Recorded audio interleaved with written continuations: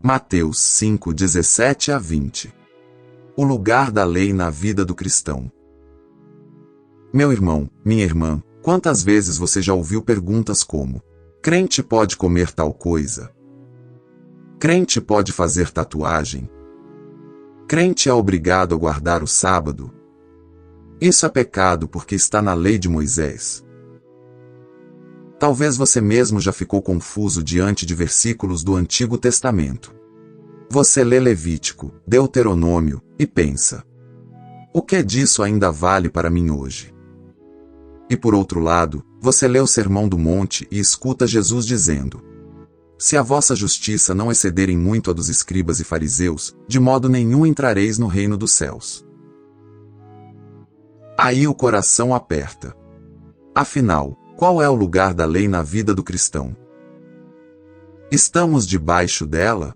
Estamos livres dela? O que Cristo fez com a lei? Revogou? Cumpriu? O que significa isso na prática, na sua segunda-feira, na sua alimentação, nas suas roupas, nas decisões sobre o seu corpo? Hoje vamos sentar aos pés do nosso Senhor Jesus em Mateus 5, 17 a 20. Vamos ouvir da boca dele mesmo como entender a lei e os profetas. E eu quero convidar você a ficar até o final. Porque nós não vamos ficar só na teoria. Nós vamos descer para questões muito concretas: comida, tatuagem, roupas, dias especiais. Sem legalismo, mas também sem libertinagem. Então abra o seu coração. Pegue a sua Bíblia, se puder. E vamos, com reverência, nos aproximar da palavra de Deus. O contexto de Mateus 5, 17 a 20 é o Sermão do Monte. Jesus está ali assentado, como mestre, um rei ensinando seu povo. Os discípulos se aproximam, mas as multidões também estão ouvindo. Não é uma aula particular escondida. É o rei do reino dos céus descrevendo como é a vida dos cidadãos desse reino. Logo antes, ele declarou as bem-aventuranças. Ele disse: bem-aventurados os pobres em espírito. Bem-aventurados os que choram. Bem-aventurados os mansos. E depois ele olhou para os discípulos e disse: vocês são o sal da terra. Vocês são a luz do mundo. Então, Jesus já começou falando de identidade antes de falar de comportamento. Primeiro ele diz quem o discípulo é no reino. Depois ele mostra como essa identidade se manifesta na prática. Logo depois da nossa passagem, a partir de Mateus 5:21, vem aquela série de antíteses. Ouvistes o que foi dito aos antigos. Eu, porém, vos digo. Ele fala sobre homicídio, adultério, divórcio, juramentos, vingança, amor aos inimigos. Jesus não está criando uma nova religião ao lado do Antigo Testamento. Ele está revelando o verdadeiro sentido da lei que já estava dada, mas que havia sido distorcida. E o público ali é majoritariamente judeu. Homens e mulheres criados ouvindo a lei de Moisés na sinagoga. Gente que respeitava profundamente os escribas, os fariseus, os mestres da lei. Para eles, lei era coisa séria. Era a marca da identidade do povo de Deus. Então, quando Jesus começa a ensinar com autoridade, e a sua prática parece, de certa forma, romper contradições, naturalmente surge a pergunta: será que esse rabi da Galileia está contra Moisés? Será que ele quer jogar fora a lei? É exatamente essa suspeita que Jesus confronta em Mateus 5, 17 a 20. Vamos ouvir o que ele diz, verso por verso. Primeiro, verso 17. Não penseis que vim revogar a lei ou os profetas, não vim revogar, mas cumprir. Repare que Jesus começa dizendo: não penseis. Isso significa que algumas pessoas já estavam pensando exatamente isso. A sua forma de tratar o sábado, de se aproximar dos pecadores, de se relacionar com a tradição dos anciãos. Tudo isso gerava a impressão de que ele estava jogando a lei fora. Mas ele diz: eu não vim revogar. Revogar aqui é a ideia de demolir, derrubar um prédio, abolir uma lei, rasgar um decreto. Jesus está dizendo: eu não vim rasgar o Antigo Testamento. Eu não vim descartar o que o Pai falou por meio de Moisés e dos profetas. Pelo contrário, eu vim cumprir. E esse verbo é a chave. Cumprir aqui não é apenas obedecer mandamento por mandamento. É muito mais amplo. É a ideia de encher de sentido, levar à plenitude, realizar o objetivo final de algo. Pense numa profecia. Ela aponta para um futuro. Quando esse futuro chega, dizemos que a profecia se cumpriu. Ela atingiu seu alvo. A lei e os profetas, expressão que Jesus usa aqui, resumem todo o Antigo Testamento. Não apenas os mandamentos, mas a história, as promessas, as figuras, os sacrifícios, os salmos, os poemas, tudo apontava para alguém. Para uma pessoa. Para o Messias. Então, quando Jesus diz, eu vim cumprir, ele está dizendo, eu sou o alvo para o qual toda a lei e os profetas apontavam. Ele cumpre a lei de pelo menos 3 maneiras. Primeiro, de forma profética. Tudo o que foi previsto sobre o Messias, o servo sofredor, o rei da linhagem de Davi, o profeta semelhante a Moisés. Tudo isso encontra realização em Jesus. Ele é o descendente prometido em Gênesis 3:15. Ele é o Cordeiro de Deus de que fala o Êxodo nas figuras dos sacrifícios. Ele é o Rei de Salmos 2 e de Salmos 110. Segundo, ele cumpre de forma moral. Ele é o único ser humano que guardou perfeitamente a vontade de Deus. Ele amou a Deus de todo o coração, toda a alma, todo o entendimento e todas as forças. Ele amou o próximo como a si mesmo. Aquilo que a lei exigia de nós e nós nunca conseguimos cumprir, ele viveu na prática, em cada pensamento, palavra e ação. Terceiro, ele cumpre de forma cerimonial. Todos os sacrifícios, todas as festas, todas as purificações, todos os sacrifícios de sangue. Tudo isso eram sombras de uma realidade maior. Como diz Colossenses 2:16 e 17, essas coisas eram sombra, mas Cristo é o corpo, a realidade. Quando ele morre na cruz como Cordeiro perfeito, ele cumpre o sentido de todos os sacrifícios do Antigo Testamento. Não é que aquilo era mal.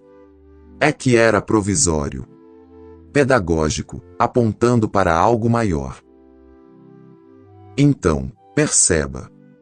Jesus não é o inimigo da lei. Ele é o alvo da lei. No verso 18, ele aprofunda esse ponto. Porque em verdade vos digo, até que o céu e a terra passem, nenhum i ou um tio jamais passará da lei, até que tudo se cumpra. Em verdade vos digo é uma fórmula de autoridade. Jesus não está dando opinião. Ele está afirmando com o peso do próprio Deus. Ele diz que nenhum i ou um tio vão passar. Na escrita hebraica, essas eram as menores marquinhas, os menores sinais gráficos. É a forma de dizer. Nenhum detalhe da palavra de Deus é descartável. Até quando? Até que o céu e a terra passem, até que tudo se cumpra. Ou seja, até que toda a vontade de Deus revelada seja plenamente realizada. A lei permanece como palavra de Deus. Ela não vira lixo. Ela não é um livro velho que a igreja deveria arrancar da Bíblia. Mas a maneira como ela se aplica ao povo de Deus muda. Porque uma nova aliança foi inaugurada com a vinda de Cristo. O autor de Hebreus, no capítulo 8, diz que a nova aliança tornou obsoleta a antiga como sistema de relacionamento. Não como revelação do caráter de Deus. Mas como regime, como administração. No verso 19, Jesus traz uma advertência séria. Aquele, pois, que violar um destes menores mandamentos e assim ensinar aos homens, será considerado mínimo no reino dos céus. Aquele, porém, que os observar e ensinar, esse será considerado grande no reino dos céus. Perceba que ele fala de menores mandamentos. Parece que na época já havia um hábito entre alguns mestres de classificar mandamentos em mais importantes e menos importantes, e tratar alguns com certa leveza. Jesus está dizendo, cuidado. Ele não está nos autorizando a desprezar qualquer palavra que saiu da boca de Deus. Ele confronta tanto o liberalismo, que ignora mandamentos claros, quanto um tipo de evangelho distorcido que diz: agora, em Cristo, não importa mais obedecer. Perceba também que ele fala de quem violar e assim ensinar. Não é só o meu comportamento particular. É o tipo de influência que eu exerço sobre outros. Quem relativiza a vontade de Deus e ainda arrasta outros nessa relativização, será chamado mínimo no reino. Já aquele que observar e ensinar será chamado grande. Em outras palavras, Deus honra aqueles que levam a sério a sua palavra, que se curvam diante da vontade revelada e ajudam outros a fazer o mesmo. Isso não tem a ver com salvação por mérito, mas com avaliação de fidelidade no reino. Cristo está olhando não só se cremos nele, mas como tratamos o que o Pai falou. E então vem o verso 20, o clímax dessa pequena sessão. Porque vos digo que, se a vossa justiça não excederem muito a dos escribas e fariseus, jamais entrareis no reino dos céus. Para um judeu da época, ouvir isso era chocante. Os fariseus eram o padrão de religiosidade. Eram os que mais conheciam a lei, os que mais jejuavam, os que mais davam o dízimo, até das hortaliças do quintal. Eles eram os crentes de carteirinha da época. E Jesus está dizendo: se a sua justiça não for maior do que a deles, você não entra. Isso faz todo mundo engolir seco. Mas que tipo de justiça é essa? Não é mais rigor de regra. Não é uma lista maior de proibições. É uma justiça mais profunda. Não apenas externa, mas interna. Os fariseus se preocupavam em não matar, mas alimentavam ódio no coração. Jesus vai dizer logo depois: se você se ira sem causa contra o seu irmão, já é réu de juízo. Eles se orgulhavam de não cometer adultério fisicamente, mas olhavam com cobiça. E Jesus diz: se olhar com intenção impura, já adulterou no coração. A justiça do reino é a justiça de um coração transformado. Não nasce de fora para dentro, pela pressão da lei. Nasce de dentro para fora, pela obra do Espírito Santo no novo nascimento. Então, resumindo a exegese, Jesus não desfaz a lei. Ele a leva ao seu propósito final nele mesmo. Em Cristo, a lei deixa de ser um sistema que nos condena de fora, para se tornar, pelo Espírito, a vontade de Deus escrita no coração do povo da nova aliança. Mas para entender bem isso, nós precisamos deixar a própria Escritura interpretar a Escritura. Como a Bíblia inteira fala da lei? Qual é a função dela antes de Cristo e depois de Cristo? No Antigo Testamento, quando falamos de lei de Moisés, estamos falando de um conjunto de mandamentos que envolviam a vida inteira de Israel. Havia aspectos morais, civis e cerimoniais. Mas era uma só lei, dada a um povo específico, numa aliança específica. Por exemplo, em Levítico 11, Deus dá lei sobre alimentos puros e impuros. Alguns animais podiam ser comidos, outros, não. Isso ensinava na prática que Israel era um povo separado, distinto das outras nações. Cada refeição lembrava: nós pertencemos ao Senhor. Em Levítico 19:19, a lei sobre não misturar tecidos.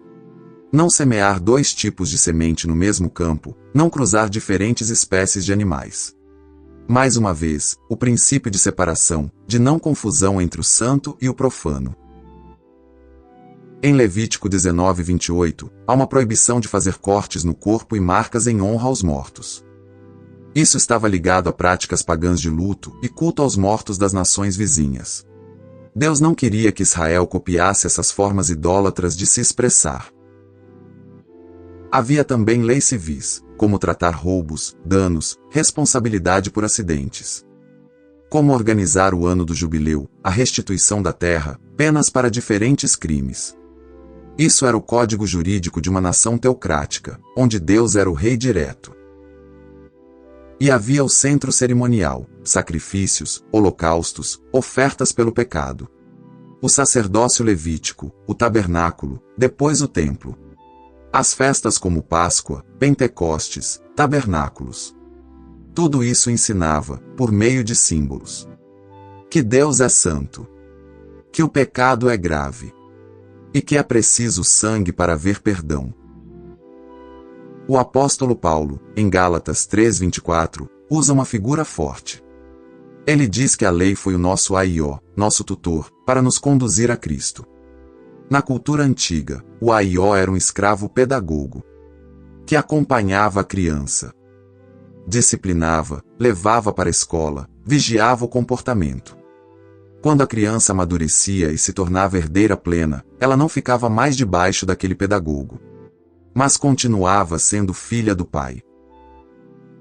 Assim, a lei teve uma função pedagógica na história da salvação. Ela mostrou o padrão santo de Deus. Ela também revelou o quanto o povo era incapaz de cumprir esse padrão. Ela apontou, por meio de sacrifícios e promessas, para a necessidade de um Salvador. Então vem a promessa de uma nova aliança. Em Jeremias 31:31-34, Deus diz: Farei uma nova aliança com a casa de Israel, não como a aliança que fiz com seus pais. Porei a minha lei no seu interior, e a escreverei no seu coração.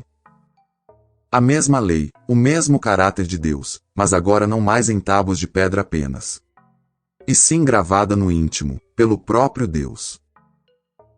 O autor de Hebreus, no capítulo 8, cita essa profecia e diz que Jesus é o mediador dessa nova aliança, estabelecida com base em melhores promessas. Ele diz que, tornando obsoleta a primeira, está prestes a desaparecer.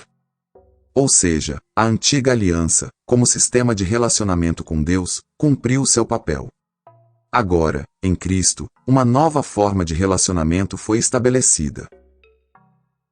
Em Colossenses 2:16 e 17, Paulo escreve: Ninguém vos julgue por causa de comida ou bebida, ou por causa de dias de festa, lua nova ou sábados, porque tudo isso são sombras das coisas que haviam de vir. A realidade, porém, é Cristo. Veja a linguagem. Sombra e realidade. A sombra não é má. Ela aponta para algo. Mas uma vez que a realidade chegou, você não abraça mais a sombra, você abraça a pessoa. Em Atos 15, no Concílio de Jerusalém, surge uma questão quente. Alguns queriam obrigar os gentios a serem circuncidados e a guardar a lei de Moisés para serem salvos. Os apóstolos se reúnem, discutem, ouvem testemunhos e chegam à conclusão, guiados pelo Espírito Santo, de que não iriam colocar sobre os gentios um jugo que nem eles, judeus, conseguiram suportar. Eles pedem que os gentios se abstenham de algumas coisas ligadas à idolatria e à imoralidade sexual. Mas deixam claro que os convertidos das nações não seriam colocados debaixo da aliança mosaica como sistema. Então, qual é a nossa relação com a lei como cristãos? Em Romanos 6,14, Paulo diz: Porque o pecado não terá domínio sobre vós, pois não estáis debaixo da lei, e sim debaixo da graça. Quando ele diz lei aqui, ele está se referindo à aliança mosaica como regime, como sistema de relacionamento. Estar debaixo da lei é viver em um relacionamento com Deus baseado em faça isso e viva, obedeça para ser aceito. Estar debaixo da graça é viver em um relacionamento onde a aceitação vem primeiro, em Cristo, e a obediência flui como resposta. Mas isso não significa que agora a vontade de Deus desapareceu. Em Romanos 8:1-4, Paulo diz: Agora, pois, já nenhuma condenação há para os que estão em Cristo Jesus. Porque aquilo que a lei não podia fazer, por estar enferma pela carne, Deus fez, enviando seu próprio Filho, a fim de que a justa exigência da lei se cumprisse em nós, que não andamos segundo a carne, mas segundo o Espírito. Perceba. A justa exigência da lei ainda é válida. Deus não mudou de padrão. Mas o meio de cumprir isso mudou completamente. Não é mais a carne se esforçando para alcançar. É o Espírito operando em nós aquilo que Deus requer. Em Gálatas 5:1-6, Paulo alerta: Para a liberdade foi que Cristo nos libertou. Permanecei, pois, firmes e não vos submetais de novo a jugo de escravidão. Ele fala isso num contexto onde alguns queriam impor a circuncisão como obrigatória para a salvação. Ele diz que quem se deixa circuncidar nesse sentido, está se submetendo de novo à lei e se afastando da graça. Então, existe um perigo real de legalismo. De querer voltar para um regime de relacionamento com Deus baseado em regras. E não na obra consumada de Cristo. Mas, ao mesmo tempo, em 1 Coríntios 9:21, Paulo diz algo interessante. Ele fala que, com os gentios, ele se fez como sem lei. Não estando sem lei para com Deus, mas debaixo da lei de Cristo. Ou seja, ele não está sem direção. Ele não é autônomo. Ele está debaixo da lei de Cristo. Da instrução, do ensino, do mandamento do Senhor Jesus. Que é o cumprimento e o intérprete máximo da vontade de Deus. Então, como isso nos ajuda a lidar com leis específicas do Antigo Testamento? Vamos pegar alguns exemplos que geram muito debate hoje. Primeiro, alimentos. No Antigo Testamento, como vimos, havia uma distinção entre puro e impuro. Mas em Marcos 7,19, o evangelista comenta que, ao ensinar sobre o que realmente contamina o homem, Jesus estava declarando puros todos os alimentos. Ele desloca o foco do externo para o interno. O que contamina é o que sai do coração, não o que entra pela boca. Em Atos 10, Pedro tem uma visão de um lençol com vários animais que, pela lei, eram impuros. Uma voz diz: levanta-te, mata e come. Pedro resiste, dizendo que nunca comeu nada impuro. E a voz responde: não consideres impuro aquilo que Deus purificou. Essa visão também apontava para a aceitação dos gentios. Mas envolve diretamente a questão dos alimentos. Portanto, as leis dietéticas cerimoniais foram cumpridas em Cristo e não são mais obrigatórias para o cristão. Paulo vai dizer em 1 Timóteo 4:4 e 5 que tudo que Deus criou é bom e deve ser recebido com gratidão, pois é santificado pela palavra de Deus e pela oração. Segundo exemplo, tecidos mistos. A proibição em Levítico 19:19 tinha a ver com simbolizar separação, ordem, distinção. No Novo Testamento, esse mandamento não é reaplicado literalmente à igreja.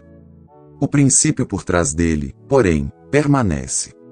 O povo de Deus deve viver de forma distinta, sem misturar-se com idolatria, sem uma vida confusa entre trevas e luz. Terceiro exemplo, tatuagens.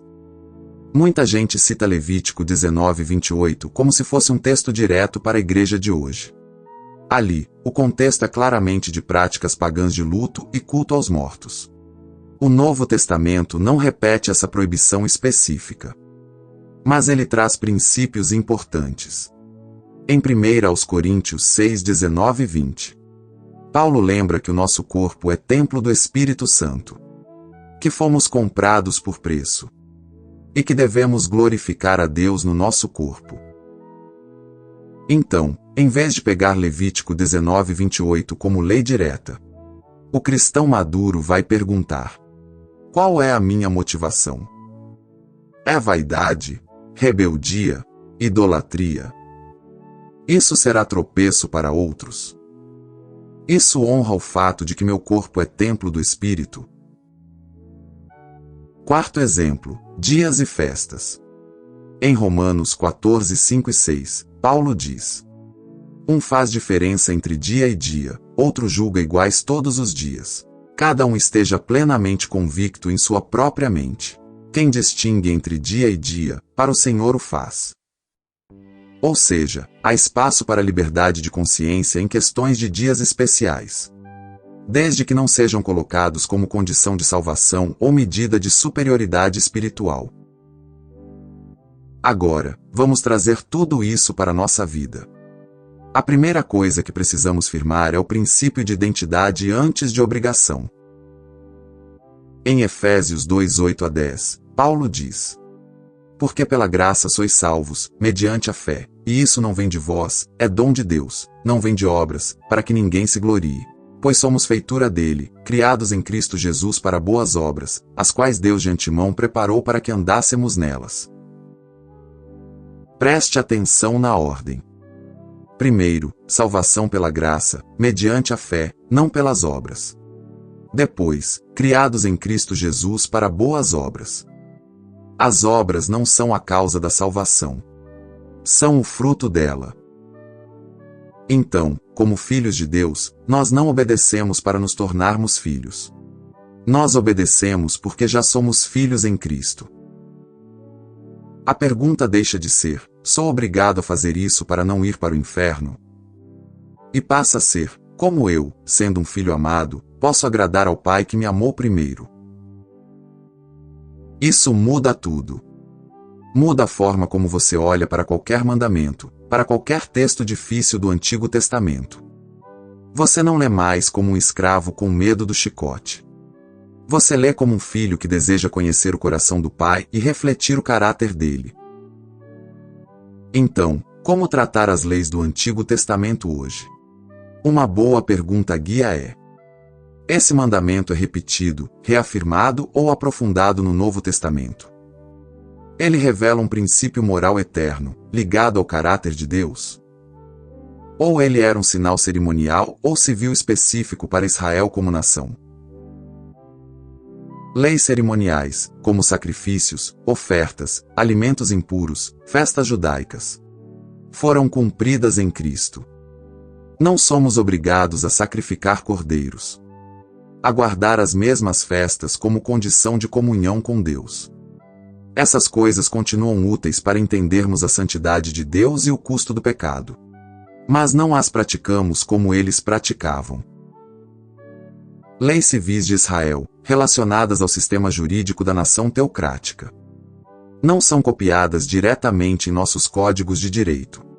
Mas delas extraímos princípios de justiça, de proteção ao pobre, de honestidade nas transações. Elas revelam o coração de Deus por uma sociedade justa. A lei moral, expressa de forma concentrada no Decálogo, os 10 mandamentos, é reafirmada por Jesus e pelos apóstolos. Não ter outros deuses, não fazer imagens para culto, não tomar o nome de Deus em vão, honrar pai e mãe, não matar, não adulterar, não roubar, não dar falso testemunho, não cobiçar. Tudo isso continua válido, agora aprofundado e levado ao coração pelo Espírito Santo. Então, vamos para aplicações bem concretas: alimentos, tatuagem, roupas. Sobre alimentos. Como já vimos, em Cristo somos livres para comer de tudo com gratidão. 1 Timóteo 4, 4 e 5 diz que tudo que Deus criou é bom e é santificado pela palavra e pela oração. Mas isso não quer dizer que tudo me convém em qualquer quantidade ou contexto. 1 Coríntios 8 fala da questão da carne sacrificada a ídolos. Paulo mostra que o ídolo em si nada é. Mas há irmãos de consciência mais fraca. E ele diz que não quer escandalizar o irmão por causa de comida. Em outro momento, ele diz: se comida escandalizar o meu irmão, nunca mais comerei carne. Então, ao pensar em alimentação, pergunte: isso é saudável para o meu corpo, que é templo do Espírito? Isso está me dominando? Eu sou escravo do prato? E também, como isso afeta a consciência do meu irmão? Eu estou disposto a abrir mão de um direito por amor? A pérola aqui é: não seja escravo nem do prato, nem da opinião dos outros. Quanto à tatuagem, em vez de sair dizendo é pecado ou não é pecado de forma simplista, precisamos aplicar os princípios que vimos. Primeiro, eu estou em Cristo, sou filho amado. O meu corpo é templo do Espírito Santo. Fui comprado por preço, pelo sangue de Jesus. Então, a pergunta não é só: posso? Mas isso glorifica a Deus? Segundo, qual é a minha motivação? É vaidade? É carência de atenção? É desejar chocar, ser rebelde? É eternizar algo que tomou o lugar de Deus no meu coração? Ou é apenas uma questão estética, cultural, neutra? Terceiro, isso será um tropeço desnecessário para pessoas a quem quer alcançar com o Evangelho? Em alguns contextos culturais, uma tatuagem pode fechar portas. Em outros, pode não significar absolutamente nada. O amor ao próximo deve entrar na conta. Quarto, lembre-se de que marcar o corpo é uma decisão, em geral, permanente. Você está pensando a longo prazo, com sobriedade, em oração? Ou é impulso do momento? Em muitos casos, a pergunta não é céu ou inferno, mas sabedoria e testemunho.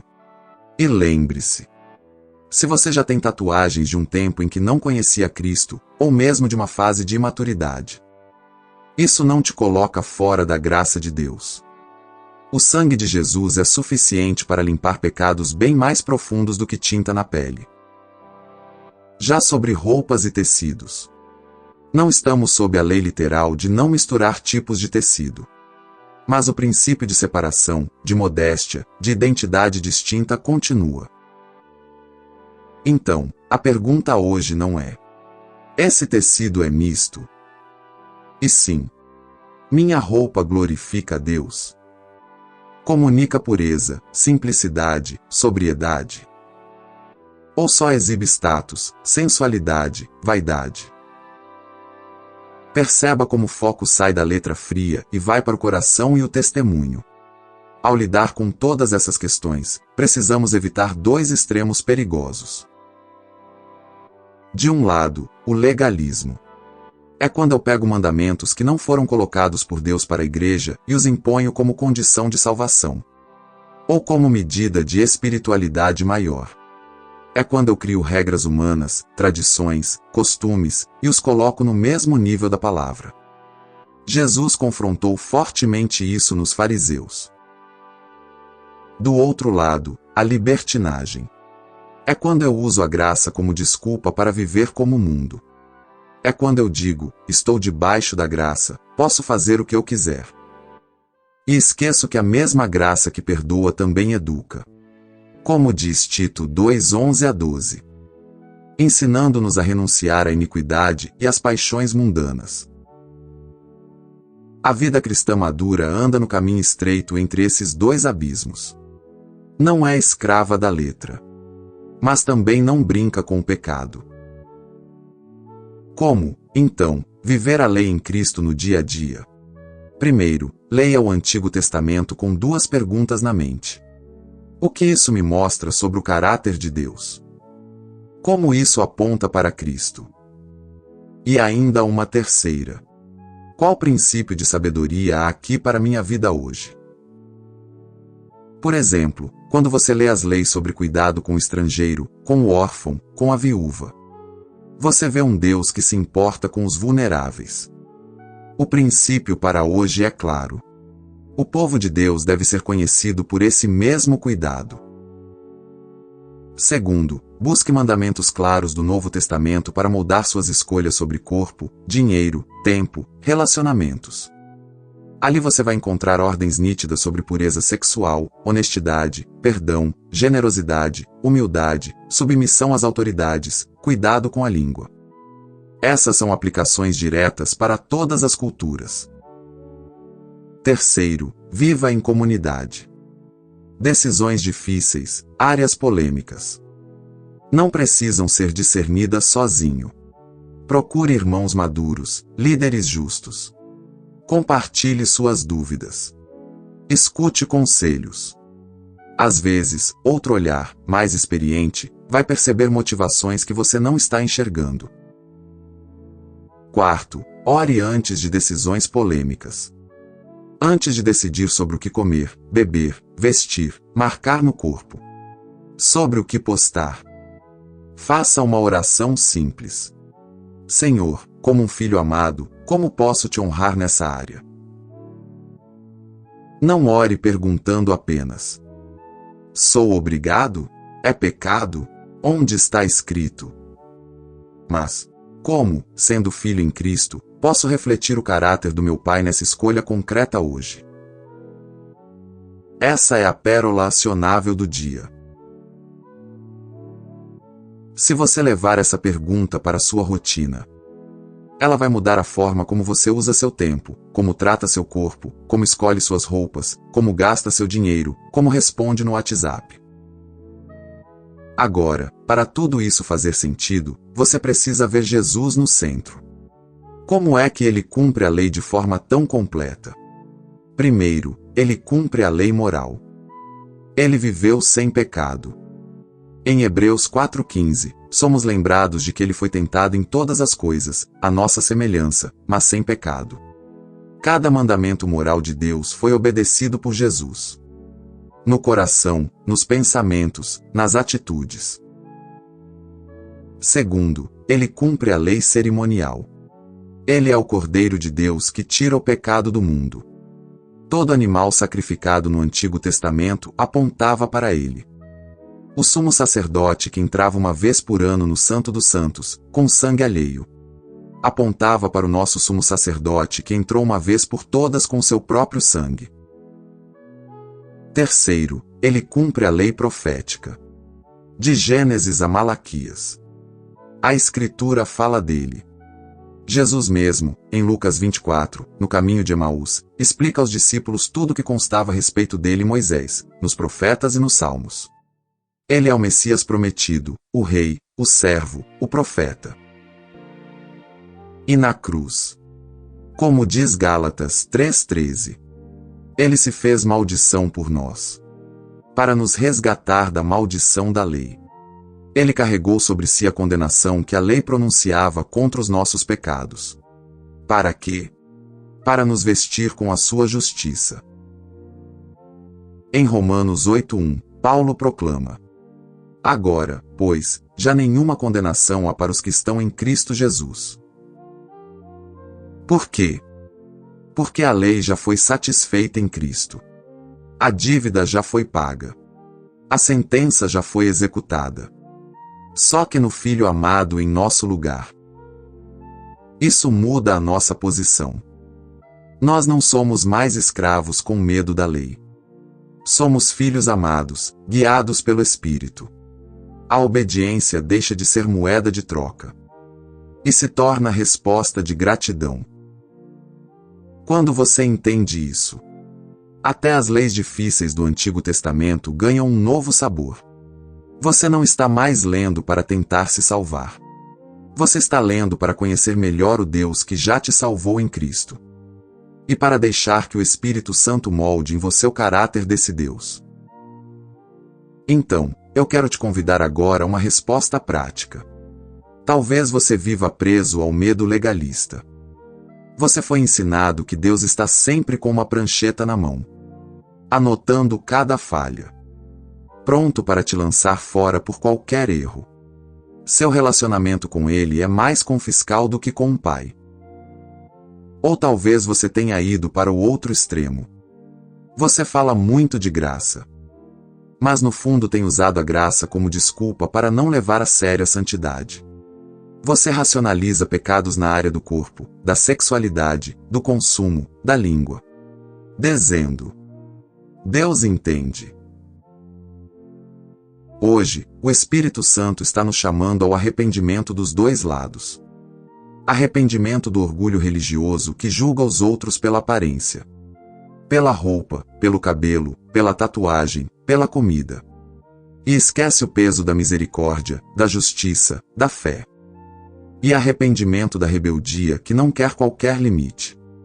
Que chama de religião tudo aquilo que confronta o seu pecado. Que prefere ficar confortável no mundo em vez de ser conformado a Cristo. Ao mesmo tempo, é um convite ao descanso. Descansar na verdade de que Cristo cumpriu aquilo que você nunca conseguiria cumprir. Que a sua aceitação diante de Deus não está no seu desempenho, mas na obediência perfeita do Filho em seu lugar. A partir desse descanso, você se levanta para obedecer. Não para ser amado, mas porque já é amado. Então, Qual é a verdade central de tudo o que vimos hoje? É esta. Jesus não jogou fora a lei de Deus, ele a levou ao seu propósito final nele mesmo. Em Cristo, você não vive mais debaixo da condenação da lei, mas debaixo da graça que escreve a vontade de Deus no seu coração, pelo Espírito. E qual é a pérola do dia? Algo simples, prático, que você pode aplicar ainda hoje. Antes de perguntar "sou obrigado", pergunte: como, sendo filho em Cristo, posso refletir o caráter do meu Pai nessa escolha concreta hoje? Você pode usar essa pergunta agora mesmo. Na próxima refeição que fizer. Na próxima roupa que escolher. Na próxima decisão sobre o que postar nas redes. Na próxima conversa em que tiver vontade de falar demais. Um vislumbre da graça. Lembre-se de que o mesmo Cristo que cumpriu a lei em seu lugar na cruz, hoje vive em você por meio do Espírito Santo. Ele não apenas diz o que você deve ser. Ele te transforma por dentro para que você se torne aquilo. De glória em glória.